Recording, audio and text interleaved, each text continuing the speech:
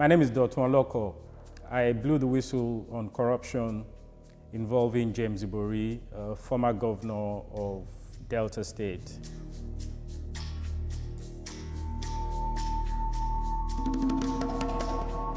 He had a UK passport and a Nigerian passport. He used to work at a DIY company, and he and his wife were working together in one of their branches. They were involved in shoplifting. I think he may also have been involved in some form of credit card fraud along the way. It was after his conviction in the UK that he now returned back to Nigeria.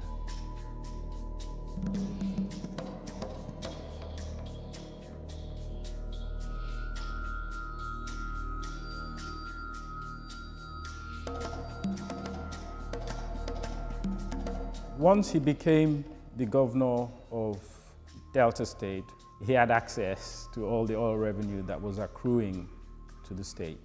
Delta State was one of the highest earning states with regards to oil revenue.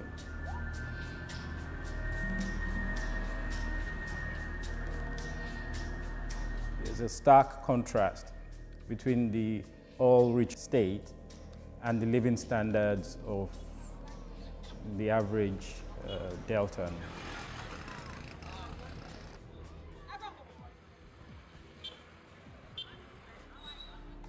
The EFCC is the Economic and Financial Crimes Commission, which at that time was newly established to investigate financial crimes and corruption at the highest level of government. They were aware of James Ibori because they had access to the financial information from their official position. And Ibori's case was the most high-profile case that they were involved in. He attempted to bribe the chair of the EFCC at that time in order to stop the investigation into him.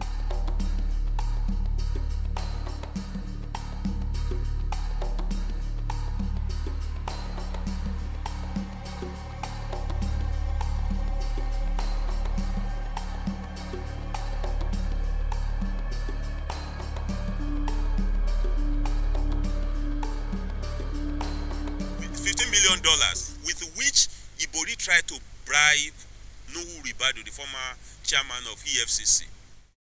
This man stole Delta money to try to bribe the EFCC.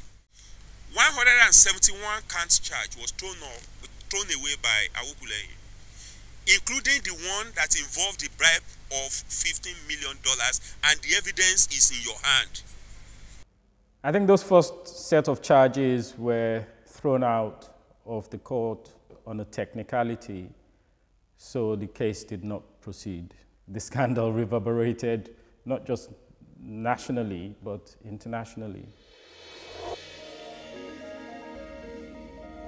I decided to try and make a factual documentary to seek to establish whether one could make the argument that the EFCC was biased or not. And because the Ibori story was the biggest and story of the time, I decided to use that as the base for the documentary. During that time, I have been given access to the EFCC.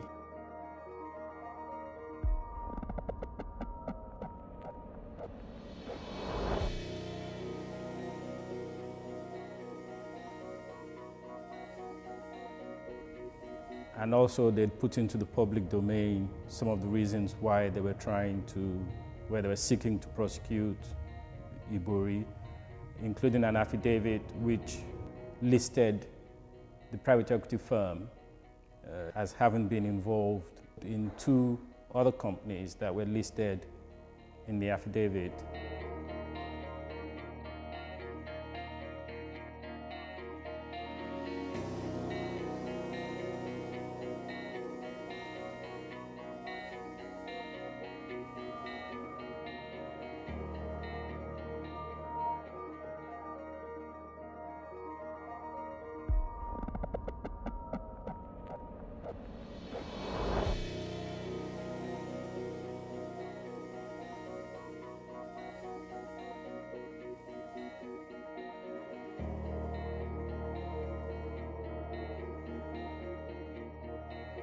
Ibori also had a UK lawyer called Bhadresh Gohil, who was involved in helping him to launder the monies that he had illicitly acquired.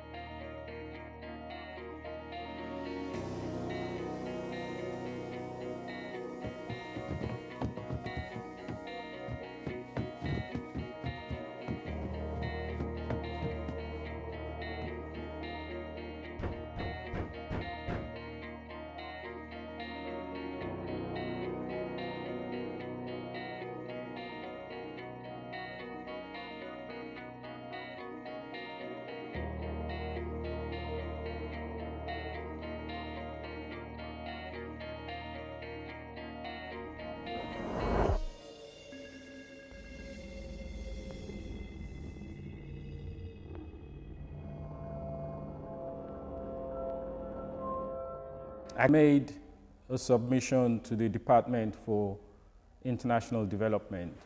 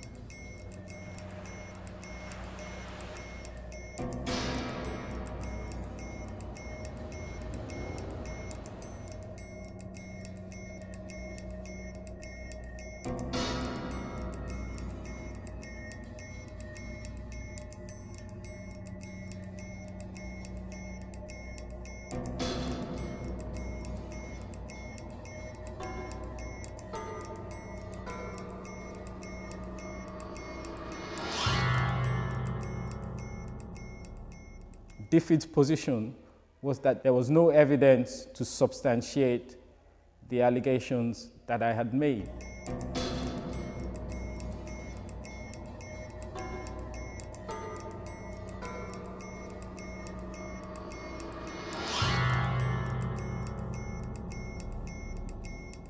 Everybody is acutely aware that corruption is the biggest impediment to development.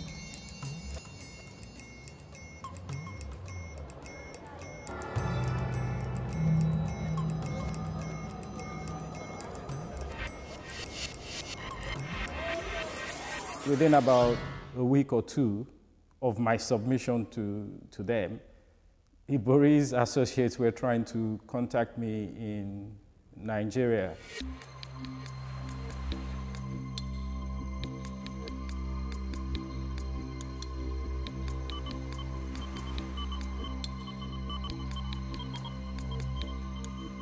So I was acutely aware that my identity had been leaked.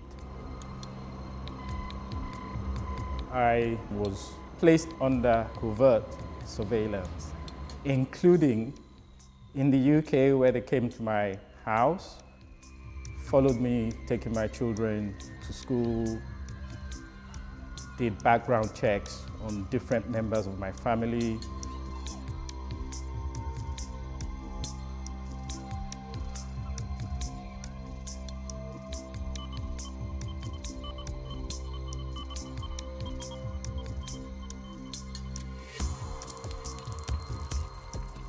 To now find myself in a situation where the people that I've reported about are attempting to contact me. It's shocking.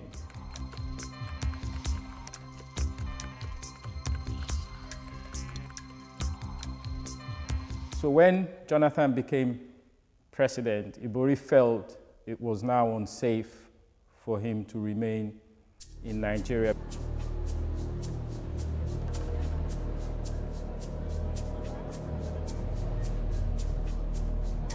Even though the 170-count charge had been dismissed on a technicality, the EFCC had gone to court to challenge that, had appealed against that ruling.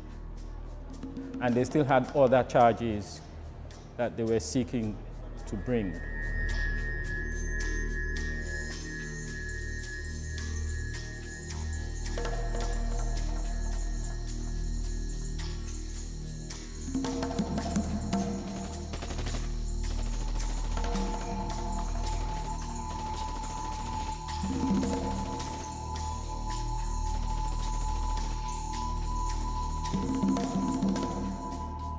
He fled to Dubai, and because the UK already had an international arrest warrant out on him,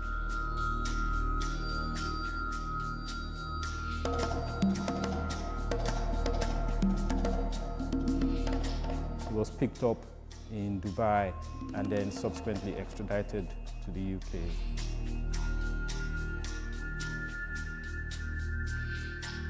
He got a 13-year sentence in the UK. The fraud he admitted to, including diverting funds to buy a private jet, diverting assets that belonged to the state, and movement of funds into different UK bank accounts.